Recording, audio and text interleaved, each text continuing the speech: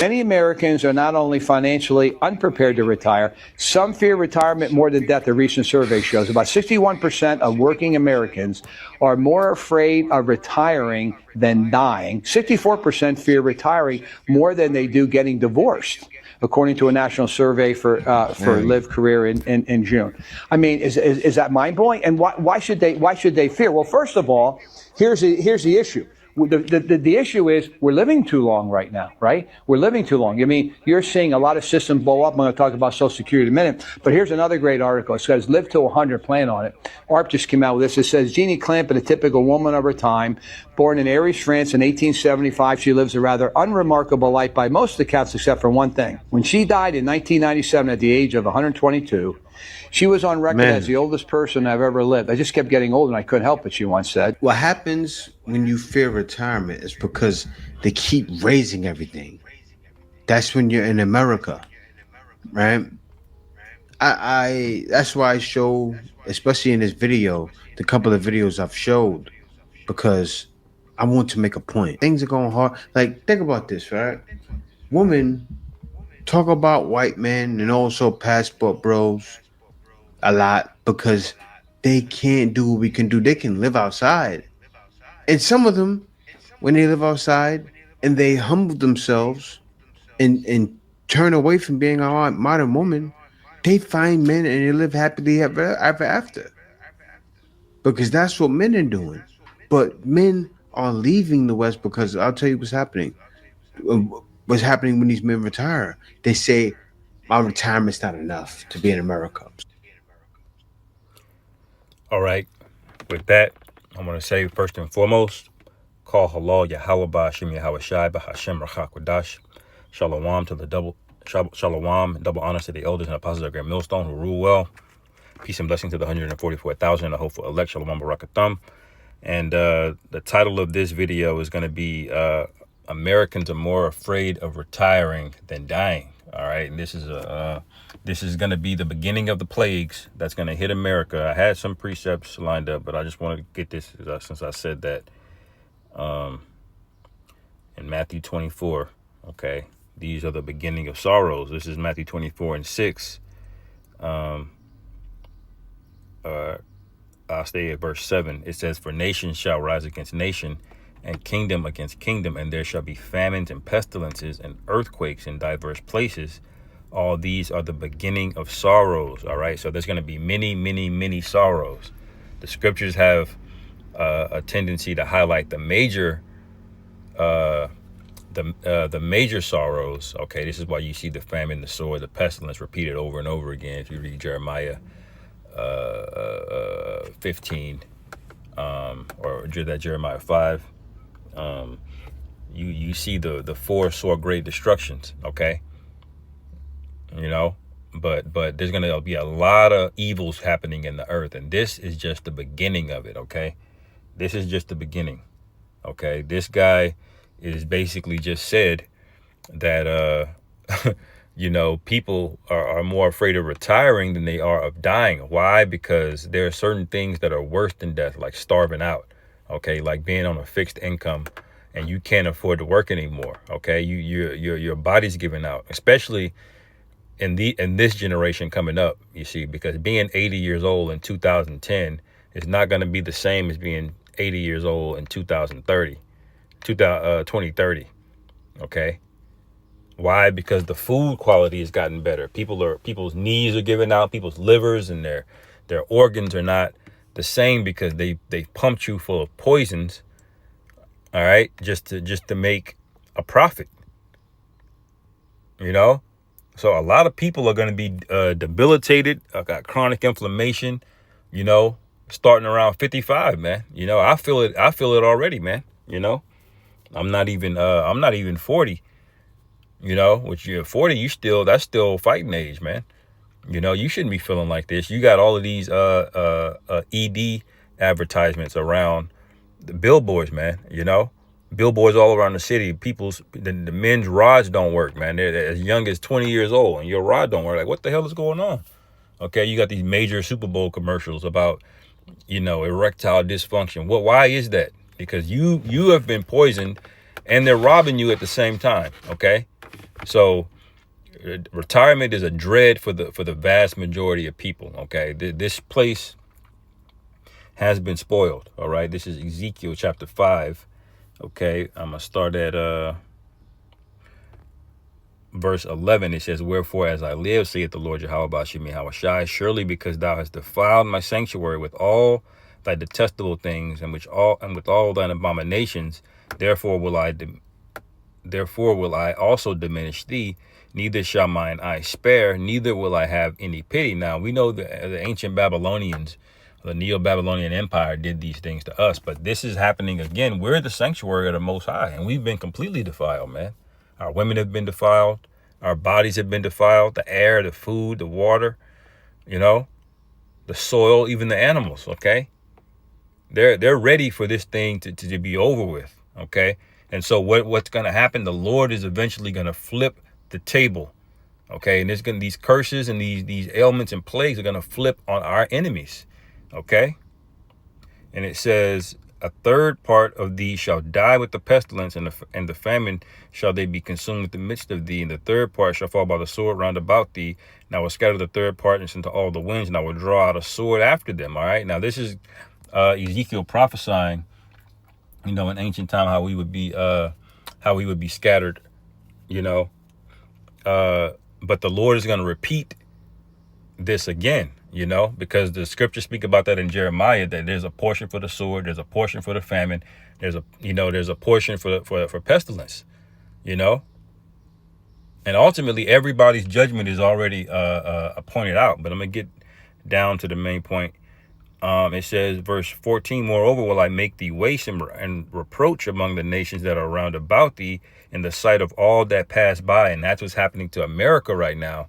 Okay, because we had to deal with these things. Now America's going to have to deal with these things. We dealt with them in the ancient world. We got punished over and over and over again. The Persians, the Babylonians, the Greeks, the Romans, all the way to the modern day captivity of America.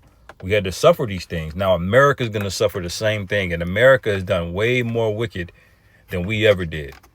All right, even though Jake is super, super wicked, America, what they've accomplished on the scale of wickedness and evil is unmatched. All right, he's the final boss that the Lord's going to come back himself and deal with.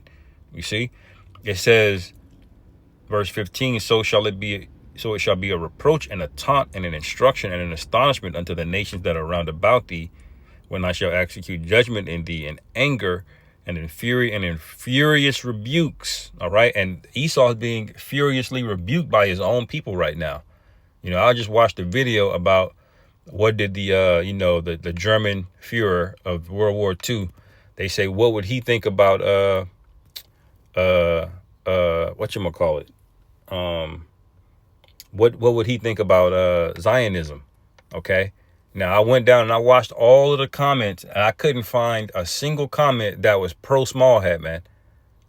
And you can't tell who people are in the comment, but I could not find a single one. They were all like, they were basically saying he was right. The mustache man was right. Ain't that some shit? You grow up in history, you talking about he's the worst villain that's ever lived, and he's a euphemism for complete wickedness and evil, even among Edomites, man. Why was he such regarded as such an evil individual? Because the small hats painted him that way. But the reality is he was small fries compared to the rest of these Edomites. Okay, people don't look at Alexander the Great and think he was a psycho freak, but he was worse. Okay, you look him up and what he was into. Okay, look up a lot of these Edomite leaders and nobles. Okay, and what they were into. The whole race got to go. Okay, and the Lord said it. Don't get mad at me. All right, I'm just a messenger. The Lord say you got to go. Okay, and I'm with whatever the Most High is with. Okay, so you're being furiously rebuked. Okay, why? Because you led the sheep into a ditch, man. Okay, your sheep. They drank the Kool-Aid and thought that America was going to be great and it's going to be, exceptional. It's going to be up forever. Okay, but the core fundamentals of it was rancid. Okay, it was always going to fall because it was always built off of what? Bloodshed, deception, violence. And that's how it's going to go out. All right. Verse 16, it says, when I shall send up on them the evil arrows of famine. Okay. So famine is coming because people don't have it right now, man. Famine is on the way. And it's not just going to be because of a long drought or you just have a few years of bad crops. No, it's going to come because of how Esau has the system set up, man. All of your food is trucked in. People don't know how to make food. Most people aren't even eating food, man. They're eating some processed BS made in a factory, okay, which can be cut off from you at any time, okay? So a lot of you are just going to, if you don't take that charagma, which is the main prophecy get ready to come to pass, then you're going to be starved out, all right? It says, verse 16 again, when I shall send upon them evil arrows of famine, which shall be for their destruction, and which I will send to destroy you, and I will increase the famine upon you, and I will break your staff of bread. Okay, so the staff of bread is broken. The whole idea of working 20, 30, 40 years and then being able to retire, that's over with. This entire generation will not be able to retire. This is why you're going to see the self-deletion rates are going to go up. Okay, all of these deaths of despair, that's going to go up. Antidepressant medication is going to go up. You know, that's if we're not out of here this year. Lord willing, we're out of here this year. Okay, because we're living in a Black Mirror episode. Okay, so the staff of bread is going to be broken. The American dream is gone. They lied to you. Okay, they didn't just lie to you. They robbed you, man. Okay, you can't get time back. Okay, you work 20, 30, 40 years and you ain't got nothing to show for it. Ain't nothing you can do about it, man. Okay? A lot of people are going to crash out, you know, and then there's not going to be any jobs left either. Okay, so if you say you can't retire, you're going to keep still working. They're talking about AI is going to wipe out like 5 million jobs over the next couple years. You see? So you're really not going to have anything here, man. This place is it's dead on arrival, man. America's already through. You know, and they're going to offer an alternative solution from the problem that they created. Okay. You look at the Hegelian dialectic, you know, where they create the problem and then offer you the solution. They're going to offer you an alternative solution, but it's going to be the thing that's going to guarantee the Most High is going to destroy you, which is read Revelation 14. You know, go around verse, 8 or 9 or so. You'll see what I'm talking about. All right. And it says, verse 17, so will I send upon you a famine and evil beast. Okay. It says, and they shall bereave thee, and pestilence and blood shall pass through thee, and I will bring the sword upon thee. I, the Lord Yahweh, have spoken it. Okay. So the scriptures speak about the many mischiefs. When you read Ezekiel, the 7th chapter, okay, I can just skip on over here, actually, because it be going in, okay?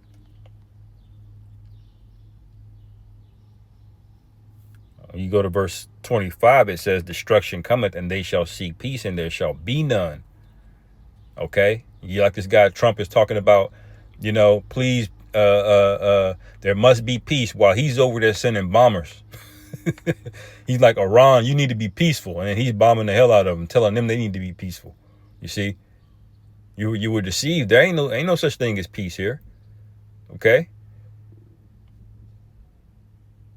So people are going to be seeking peace, and it says, and there shall be none. Verse 26 says, mischief shall come upon mischief, and rumor shall be upon rumor. Then shall they seek a vision of the prophet. See, then y'all are going to take what we've been saying seriously, but it's going to be too late by that point. If you keep going, it says, but the law shall perish from the priest and counsel from the ancients. What does that mean, the law going to perish from the priest? That means we ain't going to be going into the scriptures no more. Okay, we're not going to be out there accessible to the average everyday person. And like half of these people are just proud, walking by on their phones, not paying attention. Here it is, World War III is about to start, and they're still, man. You see? But that's okay. It says, well, that's really all I wanted on that. I wanted to go back. I brought this out, just the brothers the other day. or at camp. Okay, this is how it is here in America. All right,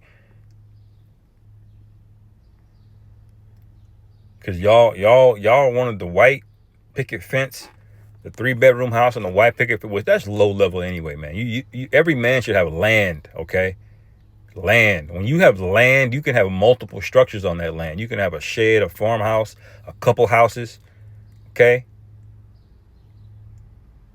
You should be able to have an area to have some chicken to grow, whatever you want, man. But he's convinced you a 3-bedroom house is the dream. You paying property taxes in perpetuity. You got to report to some HOA. You know, that ain't living, man. He's convinced y'all it's living, and it takes you 30 years in interest to pay it, to get there, before you even own it. And you still don't own it, because he can still take it if you don't pay the property taxes. So you were lied to, man. This is Haggai 1:5. It says, is it time for you, O ye that dwell in sealed houses, and this house lie waste? Now therefore thus saith the Lord Yahweh of hosts, consider your ways. Y'all didn't consider. You thought this was going to be up and up and up. I bought real estate. It always goes up. All right. What they're not telling you is that you don't own it. You just have it on paper. You might be able to pull out some shekels out of the bank here from time to time. You may be able to live comfortably from time to time, but you have as much as you can protect. And yeah, and these American people cannot protect anything, man. They've convinced you that the food ain't that bad. Now you're 70% obese. Now you can't protect nothing. Okay, you can't even walk a mile without huffing and puffing. How you gonna protect what you got, man? Now everything you have belongs to the elites, and they did it to their own people. Okay, like they say, it be your own people. It says, verse 6, it says, ye have sown much and bring in little. Ye eat, but ye have not enough. And that's what people are experiencing, man. Like that guy that retired from that trucking job a while back, and they talking about they don't have a pension for him. He worked there for 30 years, man. You know? And look, 30 years is a long time. If you think you're gonna retire at 50 because you started working at 20, you work for 30 years, you're gonna retire at 50, and they say they don't have it. Well, guess what? You still gonna live to 80 more than like the guy said in the video. People are living too long.